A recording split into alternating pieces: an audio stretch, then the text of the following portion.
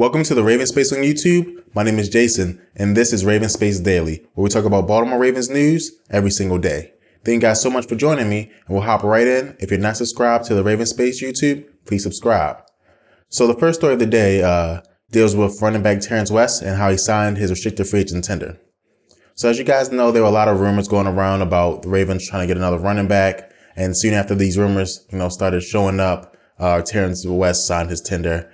Again, it looks very convenient, but the facts is that we did sign Terrence West on his restricted free agent tender. He'll make $1.79 million this season, which is a great deal for a running back who's going to be a starting running back this year. If you saw Terrence West last season, he wasn't, friendly to the eye with his running style, but you saw some potential there that he can grow with. Last year, I thought he was not as good as Kenneth Dixon. And so hopefully this year he'll mature and become better. He's a hometown kid, as you know, he went to Towson, which is actually right up the road from where I was living and was born and raised and all that good stuff. I really do hope that he is able to come on and be a great player for the Baltimore Ravens. He's going to be a running back by committee back, of course. He won't be, he was not good enough to carry the load. So it'll be him, I think Dixon, and of course Woodhead.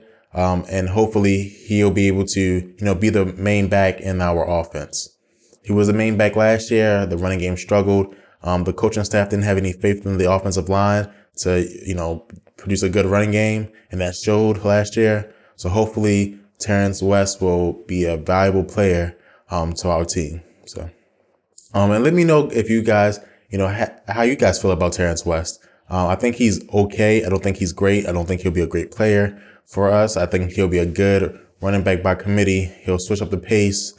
He has a very different pace than Kenneth Dixon, and it's more similar to Danny Woodhead, except for Woodhead's a better receiving back coming out the backfield. The next story of the day comes from ESPN. And they did an article about who's going to be the best Ravens first round pick, right? And they have an opinion. I know you guys have opinions, so let me know in the comments below who you think is going to be the best first round pick for the Baltimore Ravens. ESPN said Tyus Bowser, and it says here, the second round pick should be an immediate starter at outside linebacker opposite of Terrell Suggs. Bowser can play the run, drop back in coverage, and most importantly, get after the quarterback. He had 8.5 sacks in 8 games for Houston last season. So that's all good and well. I think that they're sleeping on Matthew Judon.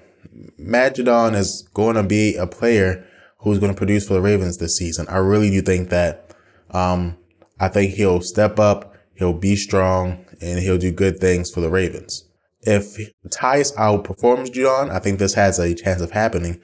But I really do think Judon is ready to play. He was doing well toward the end of the season last year. And I think he'll get a lot of field time. And I just don't think that they're, seeing him, Judon, as a real contender to be on the field. Now, the rookie I think is going to perform is Wormley. I think Wormley is going to right away be a starter. I think he's going to outperform Carl Davis and get to that 5 position. And he's going to be great at that position. There's no doubt in my mind.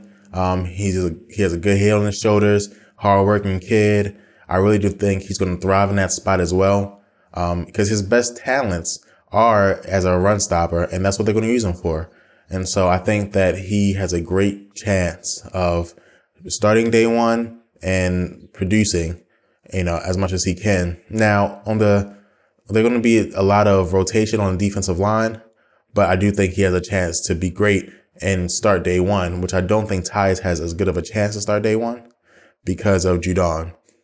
Some players like Marlon Humphrey, he won't start day one.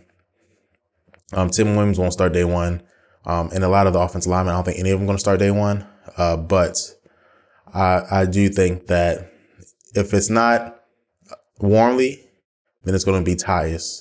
So I know ESPN is not off base here, but I just don't think they are taking Matthew Judon in account. And then the last story of the day is going to be the takeaways from Rookie Mini-Camp. As you guys know, Rookie Mini-Camp ended yesterday. And of course, the rookies came and performed, and there's some takeaways I'm going to go over.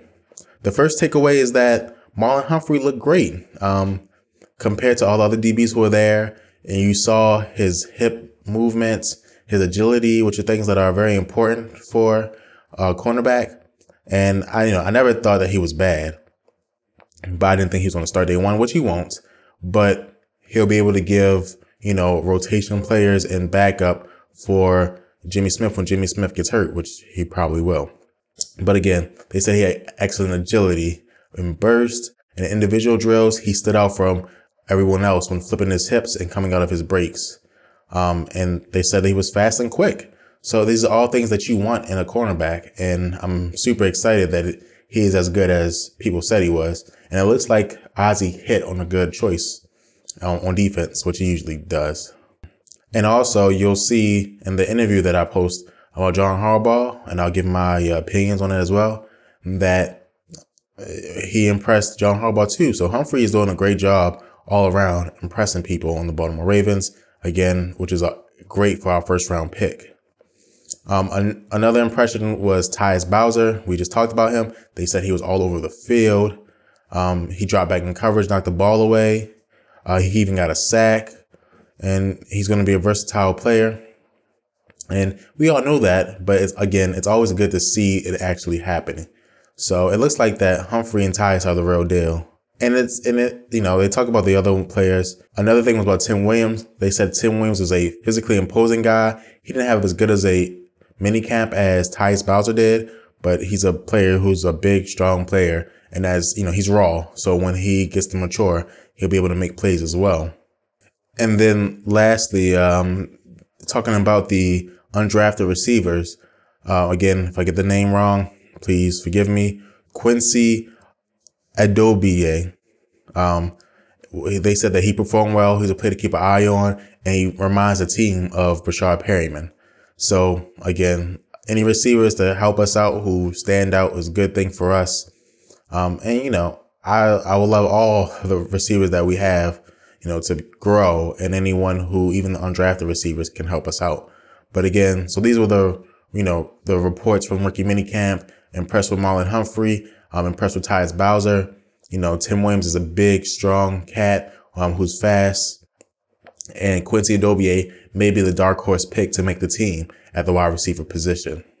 And that's all the stories that we have today. Thank you guys so much for watching.